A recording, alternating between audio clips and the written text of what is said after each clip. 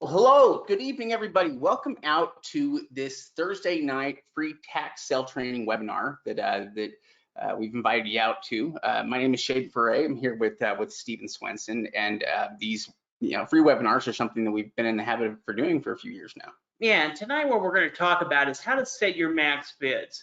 It's a question we get a lot. It's something we've talked with our members about, but we want to go ahead and let you guys know about it and kind of discuss how do you set your bid and how high should your bid be on certain types of properties. Yeah. Now, if this is one of the first times you've listened to us, or if you haven't really been to our trainings before and you don't know very much about Steve and I, we are cousins. We've grown up around each other, pretty much all of our lives. I think the first tax sale that we attended was probably before 2000, and we've been involved with tax sales ever since, really. Yeah, exactly. I'm Steve. I'm there on the left and Shade's to the right.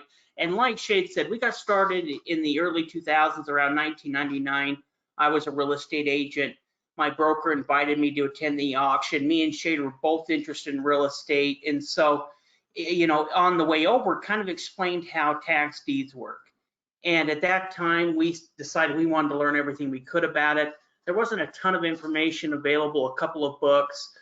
And so over trial and error, over a period of years, we ended up creating a home study program that for about a decade, we private labeled to seminar companies. And so they sold essentially a home study program that was kind of like our membership program now, but with fancy books and CDs. And in around 2015, 16, we decided to quit working with the seminar companies and take that home study program that they were selling for between $2,000 to $3,000 and just put it as a monthly membership fee, and that's kind of where we're at now. Yeah, we've been doing that, ever since. And so, and one of the reasons why we do these free webinars is, because there are so many people out there that are looking for information and knowledge about this, and in so many cases, people just don't want to provide them with help, and that's something that we've always believed in doing, and so. I think we enjoy teaching this side. We also like helping people. Yeah, absolutely. In fact, if you go to our YouTube videos, we have a lot of different videos there. But let's go ahead and get into the topic. But before we do that, we want to congratulate one of our students, one of our members. They actually just picked up this property today in an online tax deed auction. Overall, it was a pretty good deal. Oh, awesome. So. Really, the power of tax sales really is all in the ability to buy properties, for lower prices. It's all about being able to pick up properties for very low prices compared to value. And in this case, he was able to pick this property up for $1,000, and it has great value. It's a very secure investment just by virtue of the numbers alone. Yeah, exactly. So, he ended up spending about $1,000 for it. Well, $1,000, it has an assessed value of $7,900, but the market value, and this is very conservative, is $20,000. So this property can easily make $19,000, $20,000, maybe even more. You're going to probably put a couple of grand going through quiet title. In fact, when we're working with our members and even our coaching students, if they're going to invest into tax deeds, we recommend starting with land. In fact, we're going to be talking about tax deeds tonight. What was the max bids that we set on tax deed homes and tax deed land? But we have them start with land because there's less risk, and you can start with a deal like this that's highly profitable and is low risk. I mean, this is only $1,000. Well, and the flip side of that is that one of the biggest risks you can face as a tax sale investor is buying homes. Because there are so many different aspects of the investment that we can't check beforehand like you can with most real estate investments.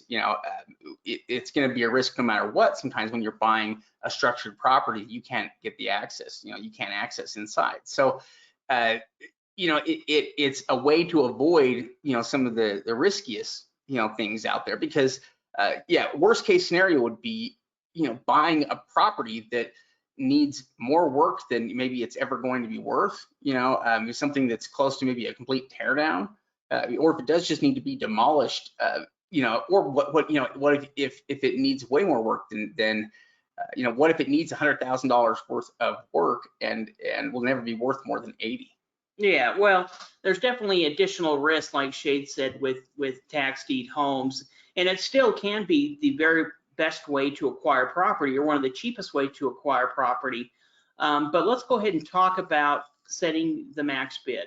Yeah, it's a big part of buying tax sale properties, and when we're setting the max bid, essentially, that's coming at the end of a process here where we're trying to determine what the property's value is. We're basically trying to figure out, okay, we found a property that's desirable, but in order to try to buy it, we need to know about how much it's worth.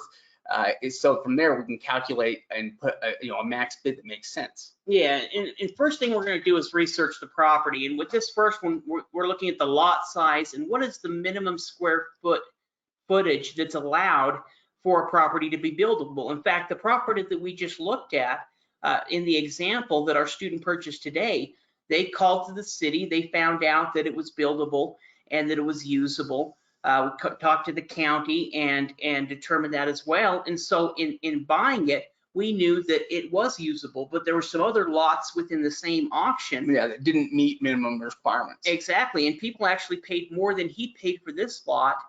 And they were more, like 6,000, 10,000 in some cases. Yeah, and the lot actually wasn't even buildable. And so that's something we've got to check into. What is the zoning and what is the property use? One of me and Shade's big things that we say is the property that has to have both use and value. And something like some of these lots that sold, like Shade said, for upwards of 10 grand, weren't usable because they weren't big enough to be able to build a home on that lot. Yeah, they didn't meet the minimum square footage requirements, and therefore it makes them useless. At least from our perspective, we wouldn't buy them because they're you can't use them. Other things that we look at with properties there when researching it is the assessed value, of the property, because after all, the county does an assessment on the property, so we can use assessments to learn a lot about the value. But we're also going to check past sales because sales are always an indication of value. And if it's had sales, especially recently, then those are good things to make note of. Yeah, in fact, when we're talking about past sales, a lot of times when we're looking in the county records and past sales, you can actually click on and pull up the deeds. And many times those past sales will connect to the actual deeds, so we can actually look at the property deeds. Now, in addition to that, we've also got to look for different types of risk. Now, that could be something like a governmental lien, or it could be, a number of different risks that we've talked about in some different trainings, but that's something that we're going to have to do an overall view of, with government liens being the risk, because that is the one thing that can survive the tax deed foreclosure. Yeah. There are a number of different steps we're going to take to check for government liens, that could potentially still be there, against the property. Beyond that, if we're talking about improved property, then we need to know a lot about the property itself. Really, what needs to happen is an on-site evaluation. That best if it could happen in person, but at the very least, you have to get current images of the property so that you can try to evaluate exactly what the condition of the property is. Yeah, exactly. We need to know the structure details, what size it is, how many bedrooms, how many baths. And a lot of that information is going to be available through those county records as we start researching them. Now, once we've done that, we need to determine the value of this property. Now, we've already got an indication of value by checking out the assessed value, but we need to determine what the market value is. Just like the example we used that our student purchased today, we knew that it had an assessed value of $7,900, but that's not really what the market value was. The assessed value is used to determine property taxes for that property. So it'll be a reflection of the value, but that is not necessarily what it's going to be. In this case, it was actually over double that. Yeah, well, and that varies quite a bit from county to county. You never really know exactly where the assessed value is going to be in relation to the actual value. So it's why we always have to check and look for the actual value, the market value, instead of just going off of something like the assessed. Because really, we don't even have to have exact numbers. But we have to look for the estimated market value, because that's the only way we're going to figure out if it's worth a lot more than than the county says. Yeah, the market value is going to be determined by comps or comparables. Now, finding comps is really just finding similar properties within the area that have sold or that are currently for sale that are similar to your property. So we're looking around that area, we're finding properties that have sold, properties that are for sale, and we're figuring out how much those properties are essentially selling for by square foot. And then from that, we can apply that to our property or the structure we're looking at, or even with the land. In fact, that was something that we were talking about with some of our members and coaching members this week is how to be able to evaluate land and do comps on land, very similar as we do with homes. Yeah, in fact, when it comes to finding comps, this is something that's evolved quite a bit, in recent years. County websites oftentimes now have built-in tools, to help locate comps, right there, where in the same place where they have their assessment records. But before that, it was harder to get comps on real estate. It's something you probably had to hire somebody to do before everything was done on the computer. Today, we can use a number of different websites, to help us find comps faster. Yeah, Redfin, Zillow, Realtor.com. Any of these can be used to help you find sold properties, for sale properties that you can use to determine what the comparables are. Now, once you've figured out how much that property is worth, then it's going to be a matter of determining your high bid. It's a question we get a lot. How do I determine how high I should bid on this property? Yeah, and when it comes to max bids, rather than it being something that is totally unique with every single property that you look at, really what it should be is based on a system that you have developed and based on the overall value of the property. We've got a system here that we can use here, for example, that to give you an idea of how we are going to offer different max bids based on the value of the property. Yeah, one thing me and Shane like to do is we actually like to go whitewater rafting, and we have a raft, and we like to go rafting on some of the rivers here within Utah, Colorado, and Arizona, kind of in that area. And as you're going down a rapid, or as you're going down a river, there's going to be rapids, and there's a different class system. Of course, class 1 is easy rapids, and we get to class 3, and these are going to be ones that are a little bit more difficult. And then we get to class 5, and essentially these are the highest class of rapids, or the most dangerous class of rapids, but also are probably going to be the most fun class of rapids as well. Yeah, we can do the same thing in terms of class systems with properties as well, and have that class be reflective of the property value, essentially. Yeah, exactly. So the first thing we're going to talk about is the class system, class 1 through 5 with land. And we're going to talk about how high you should generally go, give or take, depending on the type of property that we're looking at. Yeah, for instance, the fact is, the lower the property's value overall, or properties that are valued, let's say under about 10 to 15,000, 10,000 we could say here, we want to limit how much we're paying for those properties. In fact, those are the properties that we want to pay the absolute least amount that we possibly can for. So if we can get those properties for, we don't want to pay more. In fact, we might try not to pay more than 10% of value, on properties like this, or try to get it for even less. Yeah, generally with class 1, these are properties between, like Shade said, 1,000 to 10,000. We're going to pay between 5 to, at the very highest, 15%. Now, maybe if we had a really good lot that was 10,000, you could pay maybe 1,500 for it. But these are properties that we're generally going to sell with the wholesale using a quick claim deed. So we're really selling as is. It's a way that we teach our students how to do it, kind of like this example here to the right. This property was picked up for $340. It has a value of around $8 grand, and there's $7,500 potential profit. Now, we could go ahead and pay, $2 or $3 grand to go through quiet title, and there may still be some property, some value within it. But usually what we're going to do is we're going to say, okay, this property is, you know, 8,000. We're going to sell it for 4,000, or they only paid 340. Maybe we'll even sell it for 3,500, and we're going to sell it quickly. We're going to try to sell it to somebody within the area. We're going to use free advertising, and really we're just going to try to turn this quickly as we can.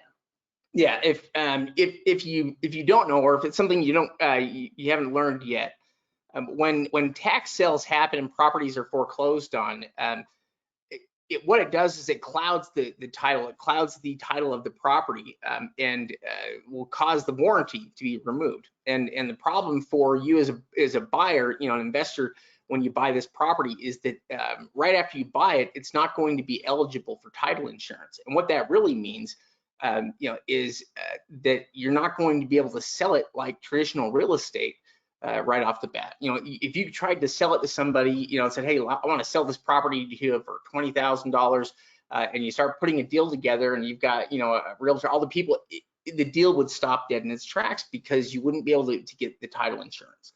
And that's a problem that a lot of you know, tax sale investors don't fully understand. Yeah, exactly. So with this type of property, we're going to go ahead and wholesale it as is, generally trying to make a quick profit on it. And really, this is a great area for people to get started that do have limited capital. I mean, we have students that have $500 or $1,000, just like that property we showed you. You go out there and get started doing the deal. And it's also a class range that has sometimes a lot of inventory. Sometimes there's a lot of properties that get foreclosed on kind of in this lower value range. Well, and even the property that we showed you earlier from our student today, you know, that one that really kind of fits in class 2, but is a property that we could either wholesale or go through quiet title. So he could go ahead and sell it for 10 grand, make 9 grand on the property, or he could spend, you know, 2 or 3 grand, try to get quiet title done on the property so he has a warranty deed like Shade explained earlier, and then sell it for closer to 20 plus. Yeah. Now, as we go up in value, you know, we get to the next classes in there. So properties that are valued between 10 to 20,000, you know, we can pay a little bit more, a little bit higher percentage for the property, you know, as that value starts to go up. So, you know, on a $20,000 property, you know, we'll pay 20% of value for it, but we don't want to pay above, you know, above that, you know, because again, you know, with a property like this, you know, we may end up wholesaling it. But this is also where we might begin to look at potentially going through quiet title. Yeah, really kind of depending on how much we paid on the property. You know, in this particular property example right here, they paid $1,300 for it, worth about 15 grand. We could either go ahead and wholesale it maybe for 7 or 8 grand, or we could go ahead and find out how much quiet title is and then make that determination from there. But either way, within these 2 class systems, we have a lot of students who are able to buy and sell property, and this is a great type of property to get started with, especially if you're new to tax sales or new to real estate. Yeah. Yeah, but again, you know, with the value there, we want to try to, you know, we want to keep our bid to value ratios though below 20%, you know, on these properties. As we move up though to a class 3 where we've got properties between 20 to 50,000, the percentage that we can pay, you know, is going to go up. You know, so really, it will go up to maybe as high as 35%. So we're looking at properties, you know, here between a range of, you know, 15 to 35%. You know, and the 35% is going to be for properties that are closer to 50,000. We wouldn't want to pay 35% for a property that's valued at 20,000. No, absolutely. It kind of goes on the scale with the 20 to 50,000, and then the 15 to 35%. As we're going up in value, then we're willing to pay a higher percentage, because there's more potential profit overall. Maybe not a higher percentage rate, but you're going to be making you know, more potential profit on it. And so as we get into this range of 20 to 50,000, really this is where it makes sense to really look into quiet title, contacting an attorney, finding out how much it's going to cost, finding out how long it's going to take, and starting that process. Because you could go ahead and, let's say this property here, even in the example we're showing, is worth 30 grand. You know, maybe you could go ahead and wholesale it for 15, but we're leaving an additional $15,000 on the table. So it makes sense in this where he's already or she's already spent $6,700 on this deed. to maybe be into it 10 grand and be able to make 20 grand versus trying to sell it for 15 and make, whatever that is, 9,000, 8,000. Yeah, not even that. So I think 7,000, something like that. But either way, they're going to make more money by going through quiet title. Yeah. Also, when we get to this class range, in the properties, it's also where, we're going to start to find good opportunities and less direct competition, on every single property, or at least the more valuable or the more expensive the property costs, the more, I guess the fewer direct competitors, you're going to have that you're competing with. So it's another benefit of buying, properties that are in a higher class. Yeah, now properties that are valued between 50 to 100,000, we're going to go ahead and bid between 20 to 40%. And like we've said, before, and Shade mentioned, if we're looking at that 40%, that's going to be the top that we're really willing to pay, and that's going to be on, a property that's close to 100,000. If we're at 50,000, 60,000, we're going to be, 20, 25, and as we start going up, we're willing to pay a little bit more on these properties. But these are definitely properties that most of the time we're going to take through quiet title. Now that doesn't mean that you can't work out a deal, because Shade mentioned that with a as-is property or a tax deed property, we can't get title insurance. Now there is some title companies out there that are special title companies that will offer title insurance on tax deed properties. The problem is most title companies don't know about tax deeds. They only do work with warranty deeds. So it's not really something that they work with or deal with. So they don't really handle it. But if you've got in a property like this, let's say it's worth 100 grand and you had a buyer come to you, you could go ahead and still get traditional financing, because you can get that title insurance. Yeah, you could do the deal, like a regular deal, using, one of these companies that basically kind of specialize in providing title insurance for tax deed properties and kind of charging a premium for it. So they might charge you, around $3,000 or $3,500 or something. I forget what it is, the exact amount, but it's a little bit more expensive than it might cost to go through quiet title. But their whole, their benefit is that they can usually do that within less than 30 days. Yeah. So if you have somebody that wants to be able to buy the property but needs to get a loan, you can go ahead and get title insurance. But in this particular example, what we'd probably do is go ahead and take it through quiet title.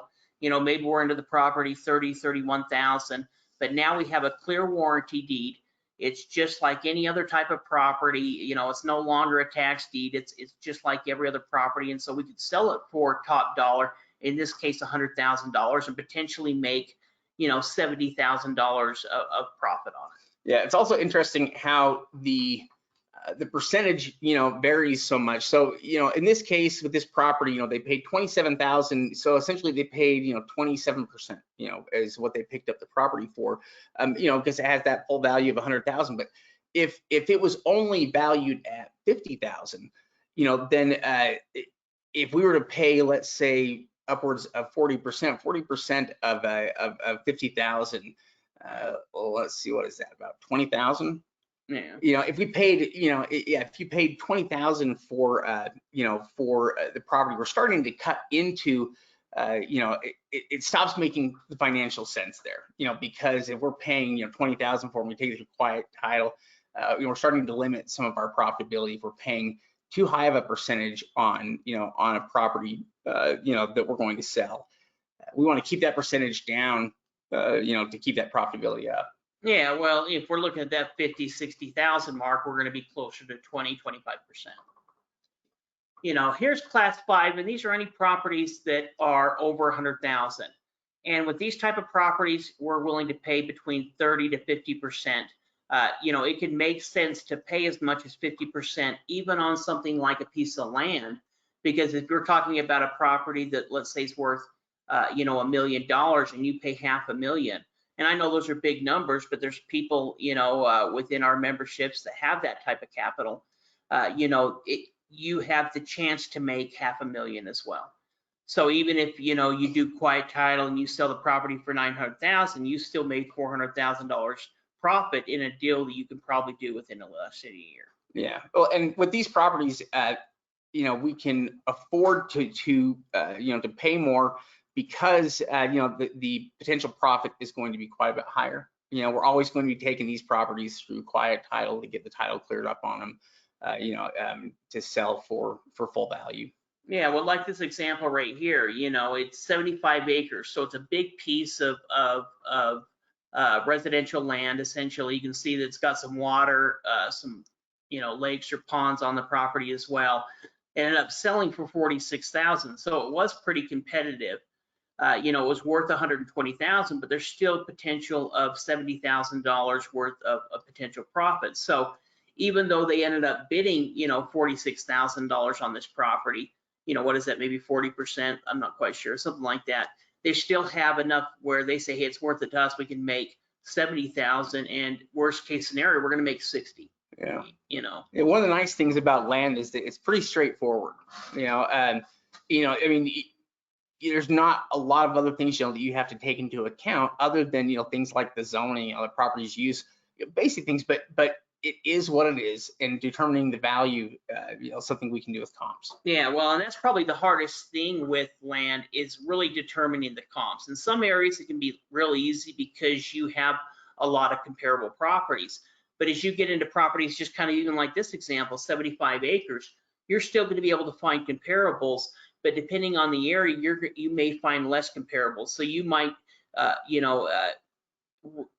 expand your reach from just within that town to maybe half the county, or maybe even the entire county, to be able to come up with some good comparable comps. And you may not be able to find 10 comps, on a property like this. You may be able to only find a handful. Yeah. Now, the class system is a little bit different when we're talking about structured properties, or homes. Yeah, really, condition is going to be key. It's the most important factor when we're talking about setting our max bids. And we're always going to do some type of online evaluation before bidding. Now, that doesn't necessarily need to be done on-site evaluation. Yeah, on-site evaluation before bidding. And that can either be done by you, or if you need to, you can send somebody out there to take current photos of the property. But we cannot buy property just based on online information, because if we do, many times it can be a huge mistake. Oh yeah, well, we have the condition is such an important factor, in buying, improved properties, that we just can't make that buying decision with any kind of accuracy without having that information. It is a total shot in the dark, and more often than not, you're going to lose on that, because tax sale properties. I mean, you see how if you've looked at tax sale properties, and you've seen some of the worst of them, then what can happen, with some tax sale properties. Yeah, exactly. Well, and when we're talking about tax deed homes, we should expect to pay anywhere between 20 to 50% of the property's value, market value, in rehab cost. So if we look here at this example to the right, this property had a value of $69,000. The winning bid on this property was $6,230. Now, we decided with this particular property, we determined that it's going to need about 25% of its value in rehab cost, which came out to about $17,250. Now, we're making this determination before actually buying the property, but based on what we can see, that's what we determined.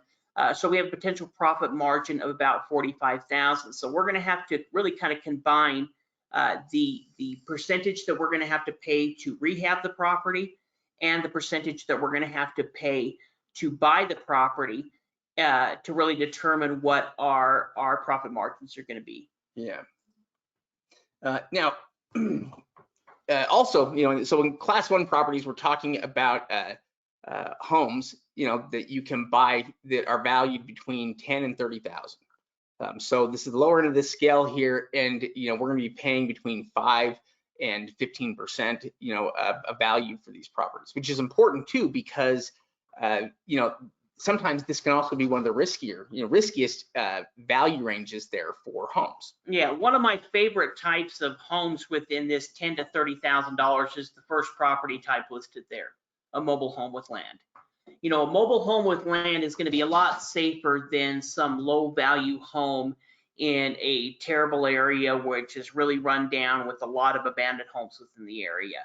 But there is mobile homes that can be picked up in this price range. And if you are going to buy them, you really want to bid a low amount, between 5 to 15%, because we're going to expect to pay 20 to 50% in rehab cost. So if we're looking at some properties, maybe a mobile home, a lot that we think is worth 20 grand, we're really going to want to maybe pay, 10, 12%, maybe 15% of that value, because we're going to need to expect to at least pay 20 to 30% in rehabbing that trailer up so it's livable. Yeah, well, and what makes it such a risky, class of property is that it's easy to, it's easy for something to go wrong and for the property to need more, than that, so maybe instead of it needing, 25% in rehab, it actually needs 50%, in rehab costs. And so suddenly all your numbers are off. Yeah, so this is a pretty good example of the type of mobile home that we would target, or one of our students would target if they were looking at something like this. They pay $2,600, it's worth 30 grand. We can see from the photo that, at the time, it looks like it was being lived in, or there's, at least a car there. It looks like it's being mowed. There's a garbage, in front of it. Yeah, AC unit in there. Yeah, Yeah. it's being lived in. Exactly. So, we know we're picking up a property that was currently being lived in, $2,600. And this is a property where we're going to contact whoever's living in the property. Maybe it's an owner, maybe it's a renter, maybe it's a family member. See if we can work out something with them to potentially rent the property or sell the property, or, work with something to have them move out and go ahead and rehab the property, and we could put it on the market, or start renting it again. Yeah.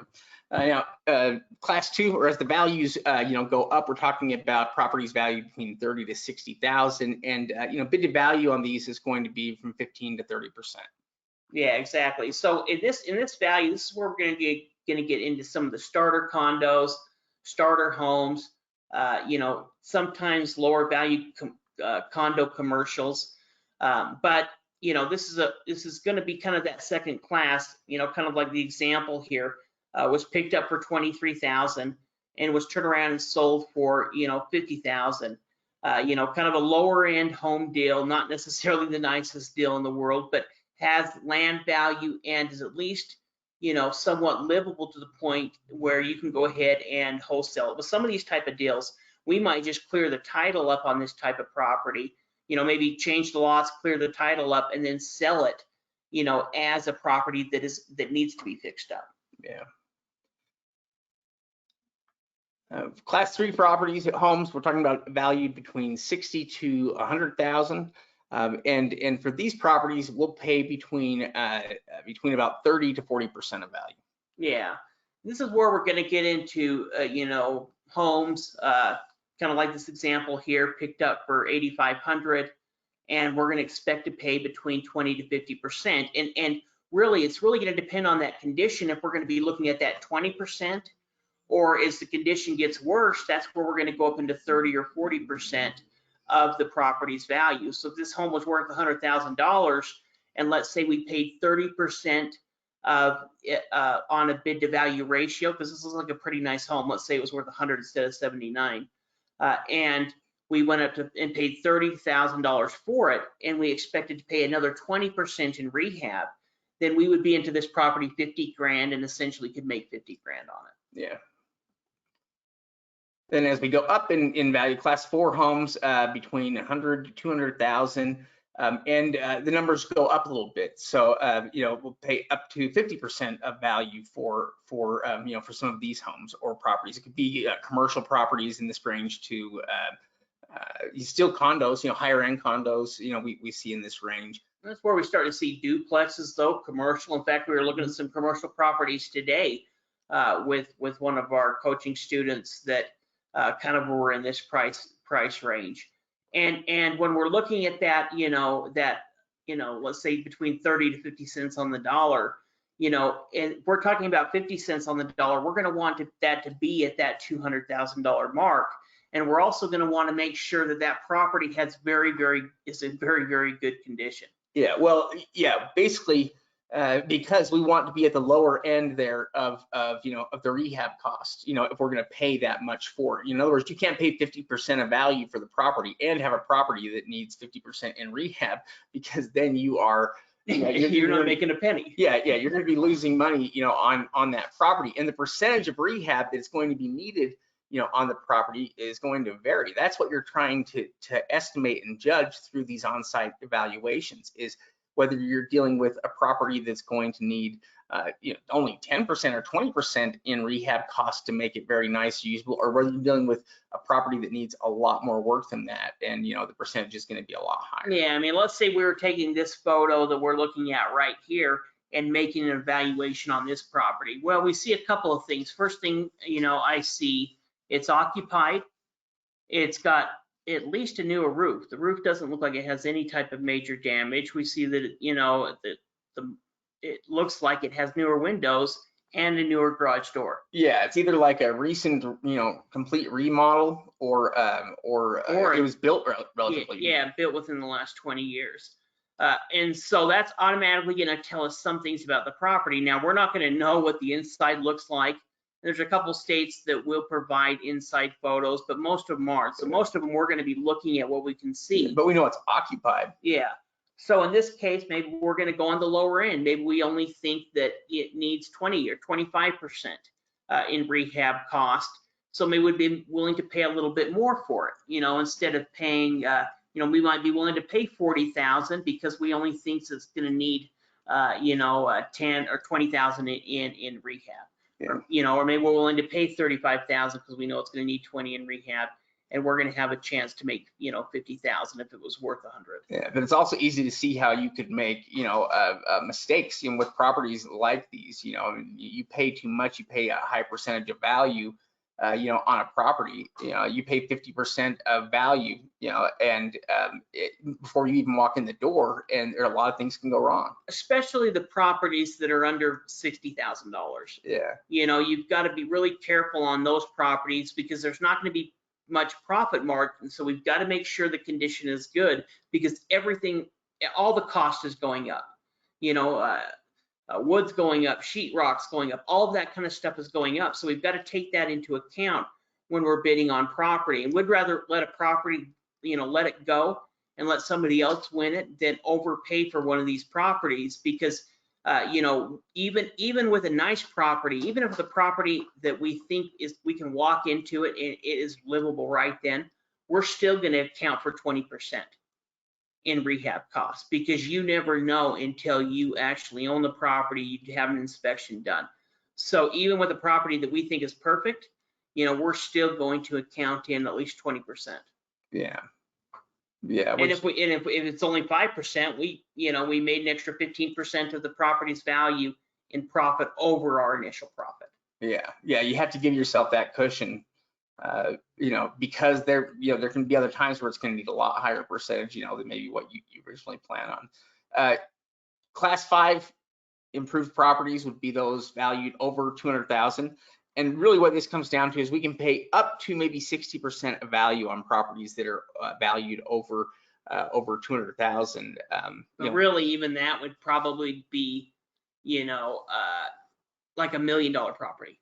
Mm-hmm. $1 million property, you could pay 600,000 because you have $400,000 worth of potential profit. Yeah, 200,000. You're cutting it quite a bit closer. Yeah, you'd be closer to the 50%, than the 60%. So really, when we're talking about, paying 60 cents on the dollar, we're really talking about paying, for a higher end property. And the truth is, you can find properties that are selling in tax deed auctions for 60 cents on the dollar all the time right now, but though you're leaving yourself with not much profit if we're talking about a home that's worth 100 grand and you paid 60 grand. Well, and the reason why we can go up to this percentage on these types of homes is because as the value goes up, usually we're hoping that these homes are going to be in better condition, but that $20,000, the 20%, that we're going to put into the property there, it's pretty easy for that to be wrong, that price range. But essentially what we're trying to do here though is if we pay 60% on some property that's worth a lot, and there is an additional 20% there in costs, that we could make potentially 20% on it. Yeah, well, and it's going to be in high competitive, in really the best type of property. Yeah, if you can make 20% on $1 million property, then you're talking about 200,000. Yeah. And so it may, you don't want to make 20% on your deals if you're selling $50,000 properties, because you're not making a whole lot of money. Yeah, well, and one point I want to make about that is this would be property where you can't get property in that market for cheaper. Like Miami, for example. Miami's very competitive. The tax deed auctions are competitive. To get property, to make $200,000 or $300,000 on $1 million home is probably getting a pretty good deal within that particular area. Where in another area, even if it was $1 million home, we wouldn't pay that high of a price because, if you wanted to buy property within Miami, that's what you're going to have to pay. Yeah, the cost. Yeah, in fact, with a lot of these locations, anyways, the cost just kind of it just is what it is. Yeah, that's kind of the point. Is that we would never pay 60%, but in a place like Miami or in a competitive tax deed market, you may have to pay that much. Oh yeah, in Florida right now, you're going to have a hard time winning anything for less than you probably have to pay more than 60%. Probably more like 70. In some of the competitive ones, yeah. So, step 4, let's go ahead and talk about bidding on the property. Once you've determined how much you're willing to pay on that property, what percentage rate, and if we're talking about structures, you've determined, how much rehab is needed, then it's just really about running the numbers. Yeah, setting your percentage and bidding, and not being afraid to walk away. That's really what it comes down to, is being willing to lose a lot of auctions, to win certain properties at the prices you want. Yeah, absolutely. So, that's kind of really hopefully give you guys an idea or a guideline of how to approach the auctions, how much can you bid on properties, what would be the highest you'd ever want to bid on a property. And like we've said, you'll find auctions where the bidding is going to exceed what we recommend. And those are properties that we see as well, and we're willing to let go. We would rather, register for an auction and even prepare for one and lose out on bidding a property in that auction than overpaying for a property and suddenly, being in a position that we don't want to be. So it looks like we've actually got a few minutes left. What we can do is we can answer any questions, but we can also go look at last night with our members on our weekly members call, we went and looked at a couple of past auctions that just took place within a couple of different areas, and just looked at a couple of the results and looked, how good a deal did they get? Did they overpay? Did they get a good deal? And evaluate a few properties with some of our remaining time. Yeah. So for instance, we are looking here.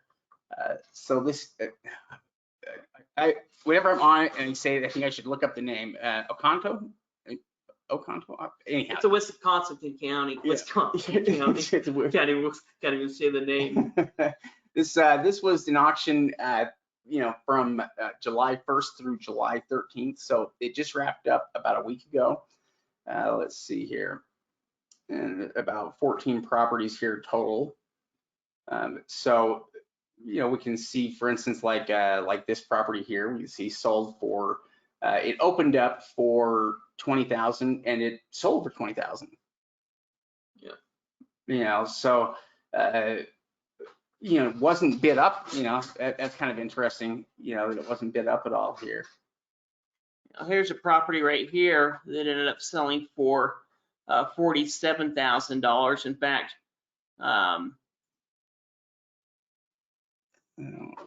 Hold on, just get that on the other page here.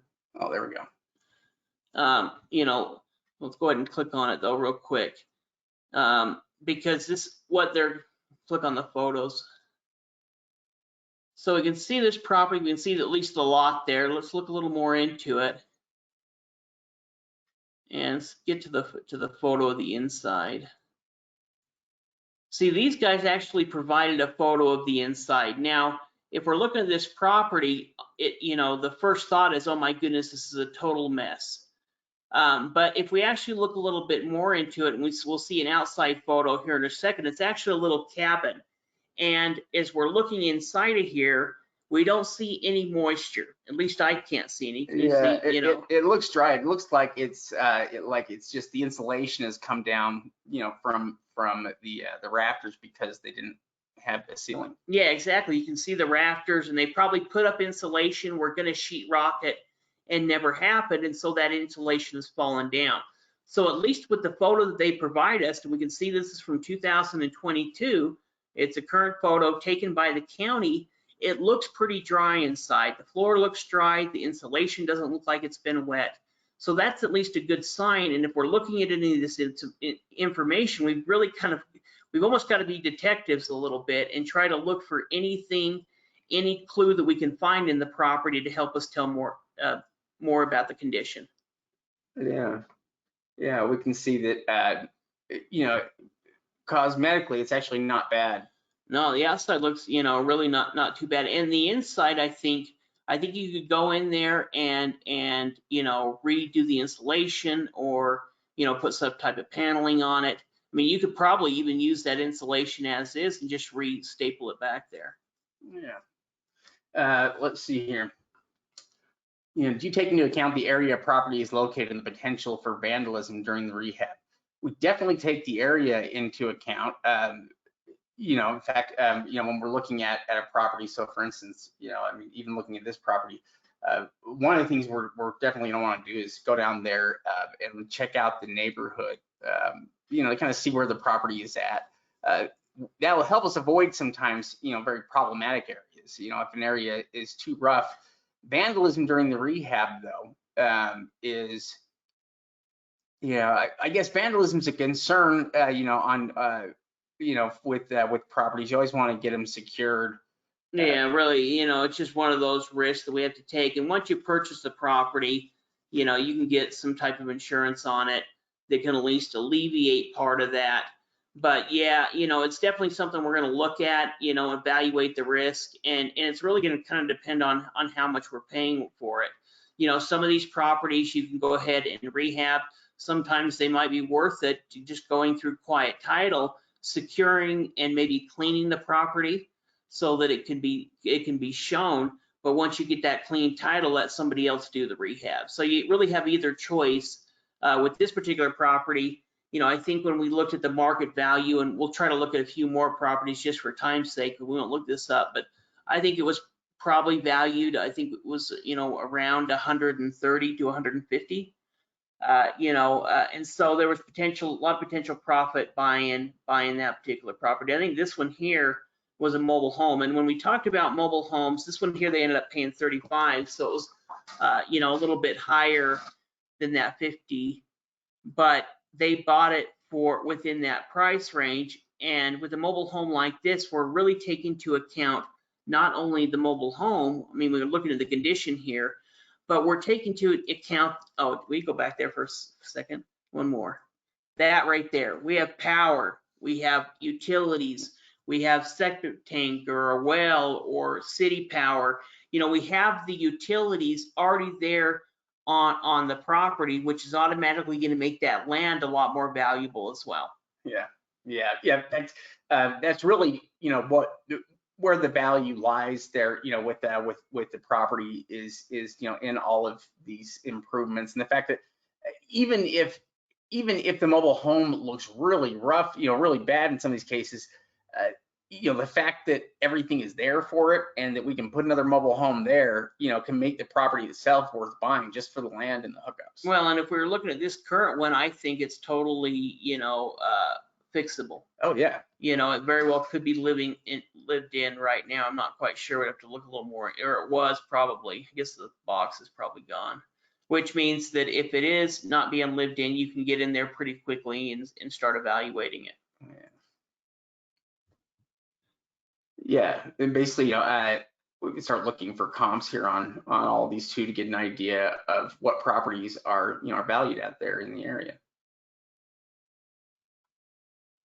Let's see, was it? No, there's one more, but let's, we could look at that one, but that's kind of similar type deal. We can look at the photos quick. It's a little bit smaller lot, sold for 40 grand. And all of these are around, 130 to 150. This one probably a little bit higher with the garage and everything. It's a nice mobile home. Yeah, it's a mobile home from the 2000s.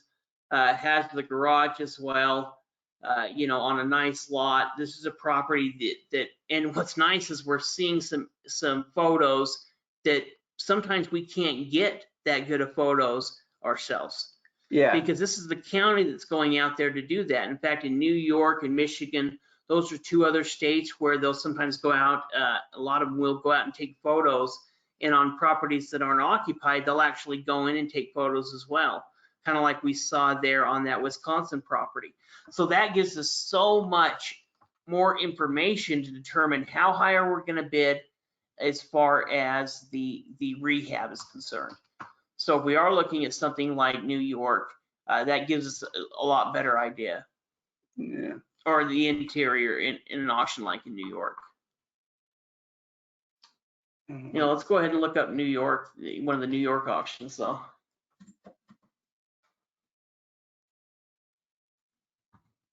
All right, so this is the Wayne County, New York tax foreclosure results. This is a sale that was conducted June 1st through the 30th. So wrapped up a little while ago, and we've got about 30 properties here for sale. In fact, we'll go through a couple here, but I'd also like to kind of look at Jefferson too, because there's a couple of cool properties in Jefferson. So let's scroll down a bit.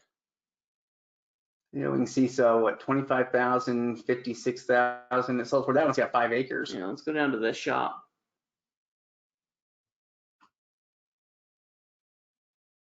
I think this is a pretty interesting property right here. It ended up selling for 61,000, but if we look at it, we can see kind of what we're talking about. They provide us with some current photos here. Because it's occupied, they're not going to go in, but we can see that it's currently being used, which means that we could, it's possible that the person could be renting this.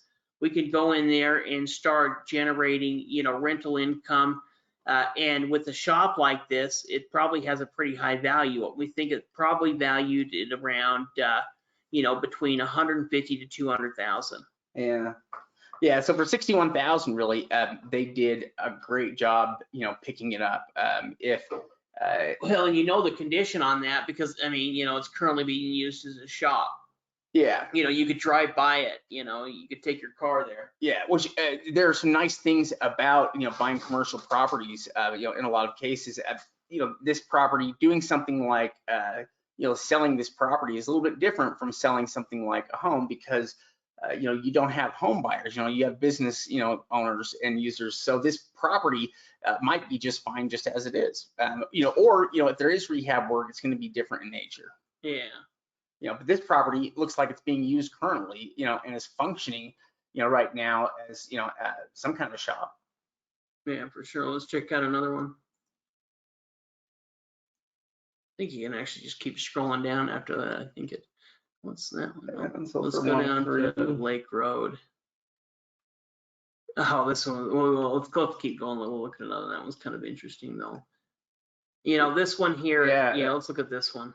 Yeah, sold for 327,000, which, it seems like a lot. I mean, it is a lot of money, but at the same time though, is it this one right here? No, it's the Walworth. All right, grab that.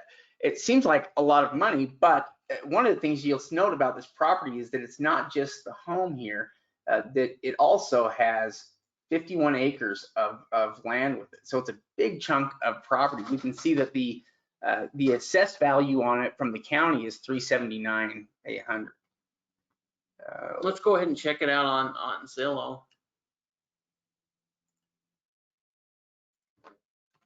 Let me check it on Google Earth too. Let's get it pulled up this way here first. Well, you can see this, the street view.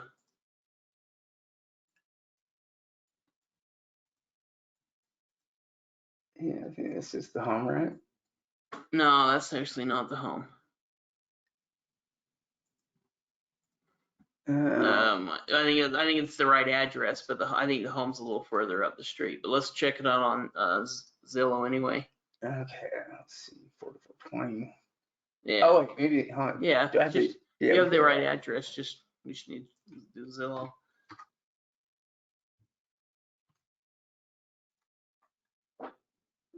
there we go. We can see, so yeah, from here we can see the house is a 4-bedroom, 5-bath, 3,000 square feet.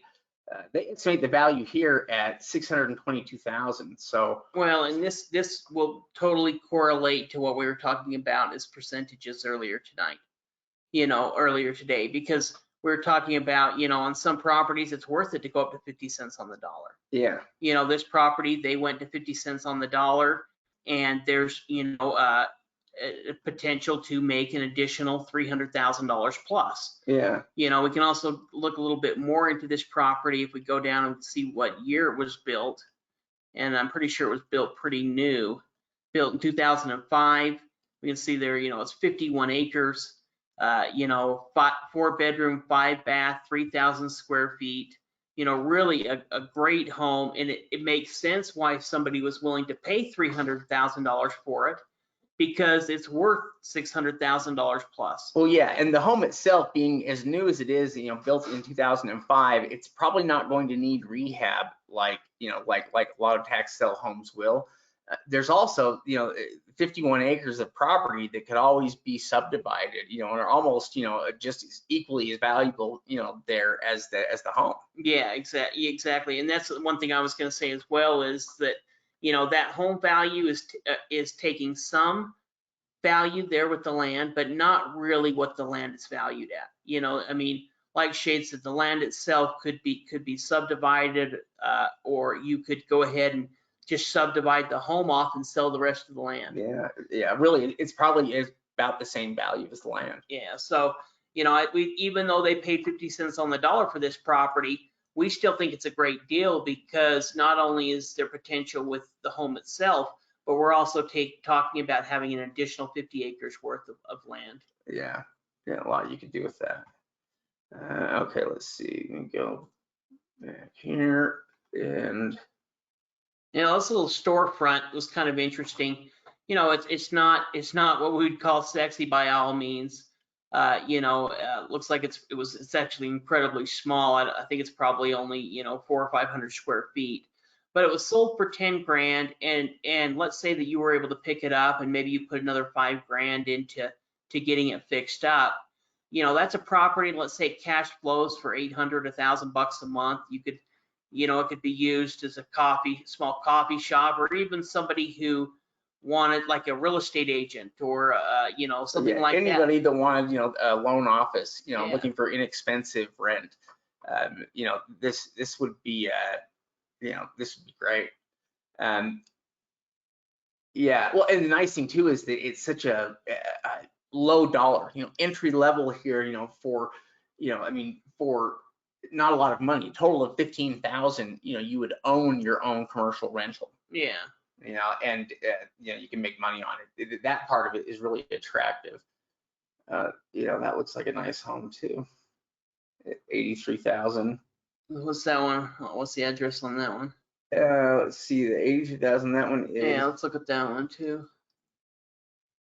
So yeah, this house sold for 83, and it's on a half acre. It has an assessed value of 109. And let's see. Let's check it out on Zillow.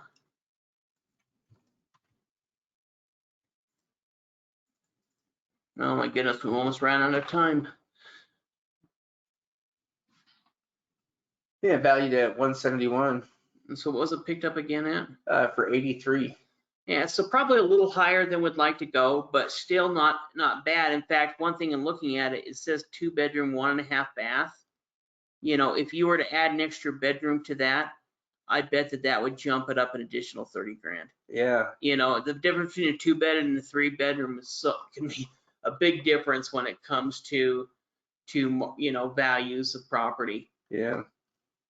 But yeah, really though, for what they pay though, you know, it should be a pretty good profitable deal. They've got room for, you know, improving the property there and still having it be profitable. So yeah, a good purchase. yeah, so, you know, overall, you know, it makes sense why they went ahead and purchased them, and, you know, why people were willing to pay what they did on those particular properties. Yeah. You know, one of the questions is, you know, using your guidelines and the valuation information listed by the county and the market value, you know, on Zillow, how many times have you been surprised? I don't know if we have, you know, I'm sure we have been, but there's nothing I can really honestly think of. You know, there's always little surprises, but not like. What we've mostly been surprised in, and it's what we've counted on, is getting into some structured property and finding out there was something that you weren't aware of. So we've usually been pretty good on the prices, and part of it's because we use the worst comps. And when I say worst, I mean the junkiest homes. Like if we're comparing homes, we're gonna find the junkiest comps we can use as our comparables. Yeah, like we use the lower valued comps rather than high value. That was something I learned as a real estate agent, you know, in my early 20s, is that I could manipulate the comps any way that I want. You know, and if I wanted to go in and make somebody's home look like it was worth more than it was, you know, yeah, just find more, you know, nicer comps. And that was always tough, because I had a broker that said, unless you list it for what it's going to sell for, I'm not going to let you list it. And so, you know, I would go in and let's say their home was worth 200 grand and everyone else told them their home's worth 230, trying to get the listing and then talking them down. You know, I have to go in there and say, hey, you know what, this is what it's selling for, here's the market. And so we kind of applied that to the way that we evaluate property. And so if we are looking at comparables, we're going to use the lowest and the cheapest property that we can find that are for sale and that have sold that are similar to those properties for our comps. Well, yeah, it's one of the best ways to protect yourself from, you know, from getting surprised and you know, being in the hole on a property. Yeah.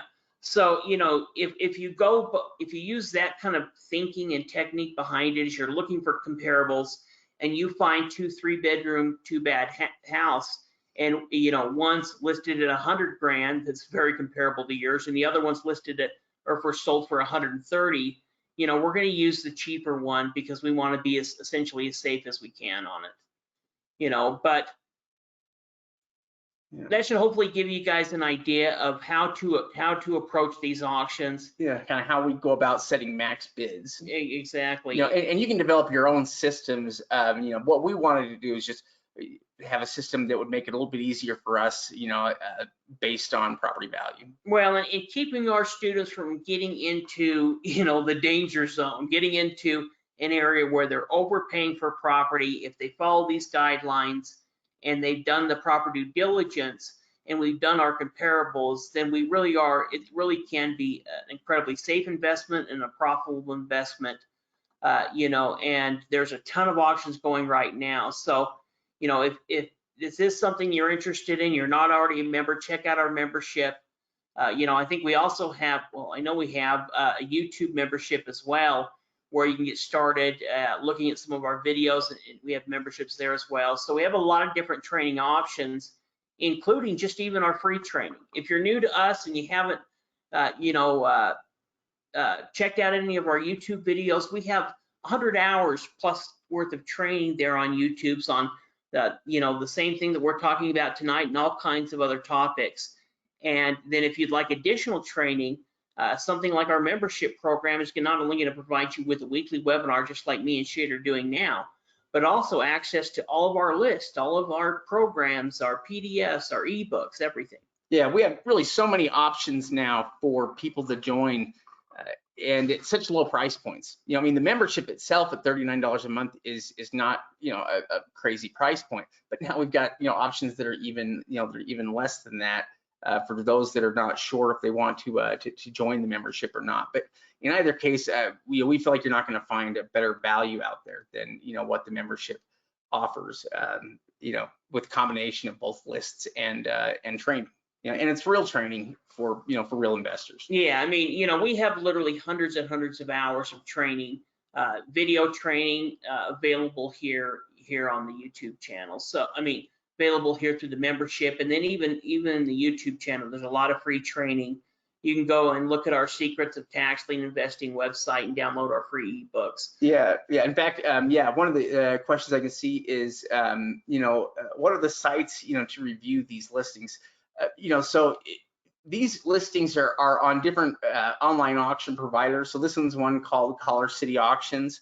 I don't know if this list is still going to be accessible because it was a past auction. It might be. It might be on our website. Really, what we do on our membership program is we go through and we make all of the online auctions, all of the auctions available in one place. So you could go to the auction calendar and see all of the auctions that are coming up. You could go to the online auctions section and click on the tax lien auctions or the tax deed auctions and see any of the auctions that are taking place deed-wise. So there's a number of different companies that handle this. And so what we do is we essentially find, know all of those companies, know what their schedules are, and make those schedules available to our members. Yeah. So really, the other question there was, there's so many different sources, throughout the country. Is there a good central source for finding, auctions? And that's kind of what we try to do with tax sale support. On the website is make it easier, to be able to locate the auctions and have all the different sources, because there are a lot of different places from, even just right here in the online auctions section alone, just for online auctions, we have, online tax lien auctions, online tax deed auctions, redemption deed auctions, and, then just different kinds of real estate auctions, as well, where you can find, good deals. Well, and that's also going to include, the over-the-counter sales, the land banks that are available throughout the state. And so really, this is a place that you can spend, many hours going through listening to training. In fact, we're in the process over the next 3 months of completely rebuilding this. It's obviously an older website. In fact, to be honest, me and Shade built this website back. Oh, I'm sure they can tell. Yeah. But it's nothing fancy, but there is a ton of information there. And once we redo it, we're probably going to bring it up to $49 a month. So if you are interested, go ahead and join now, and you'll be locked in at the lower price even when we change. Yeah, another question there. Can you do multifamily or apartments using tax sales? Really, when it comes to tax sales, it includes every kind of property, just because all properties, are taxed. So yeah, sure, you can, sometimes apartments or, multifamily setups, we'll go to tax sales. We see that all the time. Yeah, lots of duplexes. We'll see a ton of those. Every type of property you can imagine goes to a tax sale. In fact, if we had more time, we could go look at some other type of properties. In fact, we were looking at last night with our members at a golf course, or a driving range. But a beautiful property that ended up selling for 30 grand that was probably worth, 150. And so there's every kind of property you can imagine. You just never know what properties are going to be at the sale. And so it's a little bit of a guessing game, or let's see what is available. But once we get the list, we make it available to our members. They can start researching the areas that they're interested in and then participate in the sales. So again, thank you guys for attending tonight. We really appreciate you.